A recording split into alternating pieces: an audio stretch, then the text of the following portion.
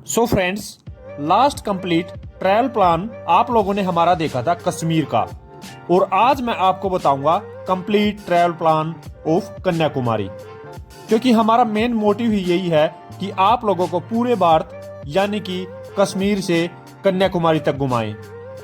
So friends, आज की video में हम बात करेंगे Kanyakumari trial plan in budget. So friends, अगर आप कन्याकुमारी विजिट करना चाहते हैं तो ये वीडियो आपके लिए है।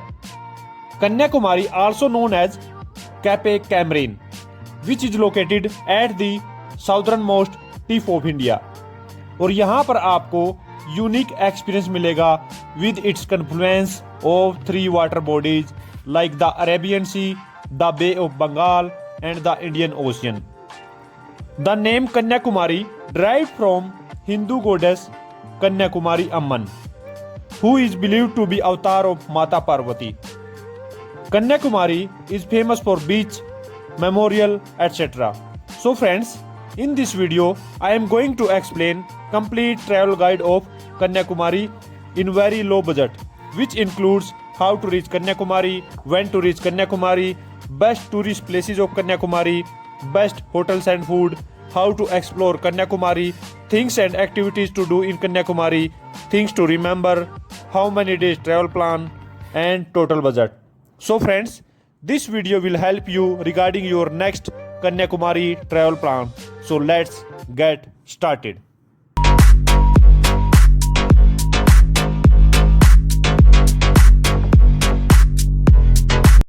So friends, सबसे पहले हम बात करते हैं how to reach Kanyakumari. Kanyakumari आने के लिए आपके पास 3 ऑप्शंस हैं, जिसमें सबसे पहले नंबर पे आता बाय एयर, बाय ट्रेन और बाय रोड। हम सबसे पहले बात कर लेते हैं बाय एयर की। अगर आप कन्याकुमारी बाय एयर आना चाहते हैं तो सबसे नियरेस्ट एयरपोर्ट जो है वो है त्रिवेंद्रम इंटरनेशनल एयरपोर्ट, जो कि केरला में है, और यहाँ के लिए आपको हर मेजर सिटी से फ्लाइट मिल जाएगी। और यहाँ से जो कन्याकुमारी की दूरी है वो है 90 किलोमीटर। और कन्याकुमारी जाने के लिए आप टैक्सी हायर कर सकते हैं, या पब्लिक ट्रांसपोर्ट ले सकते हैं, या फिर सेल्फ ड्राइव कार भी आप ले सकते हैं, जो आपको इजीली त्रिवेंद्रम एयरपोर्ट से मिल जाएगी। अगर मैं बात करूं फ्लाइट टिकट की, तो दिल्ली से अगर त्रिवेंद्रम की अगर आप फ्लाइट टिकट लेते हैं तो उसके जो चार्जेज हैं वो अप्रोक्सीमेटली 6000 से 7000 के बीच हैं। अब हम बात कर लेते हैं सेकेंड ऑप्शन बाय ट्रेन की। अगर आप बाय ट्रेन आना चाहते हैं तो आप अपने नजदीकी रेलवे स्टेशन से डायरेक्ट कन्याकुमारी रेलवे स्टेशन आ सकते हैं, and it is well connected with all major cities of India. आपको हर तरीके की ट्रेन मिल जाएगी, जैसे एक्सप्रेस, सुपरफास्ट एटसेट्रा। और दिल्ली से कन्याकुमारी की ट्रेन टिकट का जो प्राइस है वो 1500 से 3500 रुपये आपको पड़ जाता है। और फिर आप यहाँ से टैक्सी हायर कर सकते हैं, या फिर एक्टिवा ले सकते हैं, या फिर यहाँ से भी आप सेल्फ ड्राइव व्हीकल ले सकते हैं। अब हम बात कर लेते हैं थर्ड ऑप्शन बाय रोड की।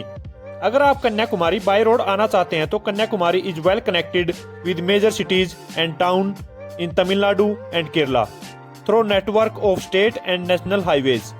आप खुद की कार से भी आ सकते हैं, and government and private bus भी हायर करके आ सकते हैं, जो आपको हर मेजर सिटी से इजीली मिल जाएगी।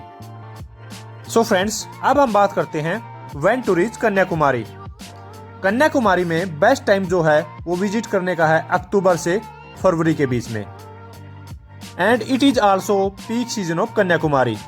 इस टाइम आपको क्या क्या मिलेगा वो मैं आपको बता देता हूँ। नंबर 1, आपको प्लेजेंट वेदर मिलेगा, वो भी क्लियर स्काई के साथ।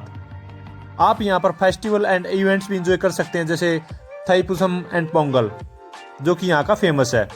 और इसके अलावा आप यहाँ पर कंफर्टेबल बीच एक्सपीरियंस ले सकते हैं, और आपको कोई भी किसी भी तरीके की एक्सट्रीम हीट या फिर ह्यूमिडिटी इस टाइम नहीं मिलेगी। इसके अलावा आप कन्याकुमारी पूरे साल किसी भी टाइम आ सकते हैं, आप बहुत ही ज़्यादा इंजॉय करने वाले हैं। बट आप ये जो मैंने अभी आपको चीज़ बताई हैं ये आप मिस करने वाले हैं। सो अगर आपको क्राउड पसंद नहीं है, या आप कन्याकुमारी बजट फ्रेंडली घूमना चाहते हो, तो आप शोल्डर सीजन यानी कि मार्च से मई आ सकते हैं, या फिर ऑटम जो कि पतझड़ का सीजन है सितंबर से अक्टूबर के बीच भी आ सकते हैं। सो फ्रेंड्स, अब हम बात कर लेते हैं best tourist places to visit in Kanyakumari. सबसे पहले नंबर पे आता है विवेकानंद रॉक मेमोरियल, उसके बाद Thiruvalluvar statue, Kanyakumari beach, Suchindram temple, Padmanabhapuram palace, Gandhi Mandapam, Vattakottai fort, Mathur hanging bridge, Udayagiri fort, sunset view point, Kanyakumari Amman temple, Kanyakumari wax museum, Thiruppu waterfall, Sanguthurai beach और आप जा सकते हैं मट्टम बीच। सो फ्रेंड्स, इन टूरिस्ट प्लेसेस पे आप कन्याकुमारी में विजिट कर सकते हैं। सो फ्रेंड्स, अब हम बात कर लेते हैं बेस्ट होटल्स एंड फूड की।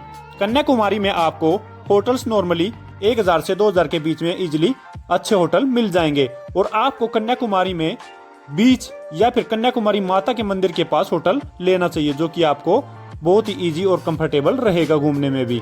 तो होटल्स जो यहाँ पर नॉर्मली 1000 से 2000 के बीच में आसानी से मिल जाते हैं, और अगर आप नॉर्मल लॉज या फिर गेस्ट हाउस लेते हैं तो वो आपको 500 से 600 रुपए पड़ जाता है। अब मैं आपको कुछ होटल्स या फिर गेस्ट हाउस बता देता हूँ जो आप अपनी बजट के अकॉर्डिंग चूज कर सकते हैं। ये रहे वो होटल्स एंड गेस्ट हाउस। अब हम बात कर लेते हैं फूड की। फूड यहाँ पर आपको हर तरीके का मिल जाएगा और एक पर्सन का जो अप्रोक्सीमेटली थाली का जो प्राइस है यहाँ पर वो 150 रुपए आपको इजिली मिल जाएगा। और स्पेशली यहाँ पर अगर आप प्योर वेजिटेरियन फूड चाहते हैं तो उसके लिए भी यहाँ पर आपको रेस्टोरेंट मिल जाएंगे। काफी जगह पर स्पेशली जो रेस्टोरेंट प्योर वेज के लिए बनाए हुए हैं। अगर हम बात करें फेमस फूड की तो वो आपको वेज में मिलेगा कोठू परोटा और इडियप्पम। अगर नॉन वेज की बात करें तो वो मिलेगा आपको कन्याकुमारी फिश कड़ी और मीन कुजम्बू। अब हम बात कर लेते हैं how to explore Kanyakumari. It is also mainly your option how you want to explore Kanyakumari. But Kanyakumari जो है वो एक छोटा डिस्ट्रिक्ट है, तो आपको जो लोकल साइटसीइंग है वो आप पैदल भी कवर कर सकते हैं।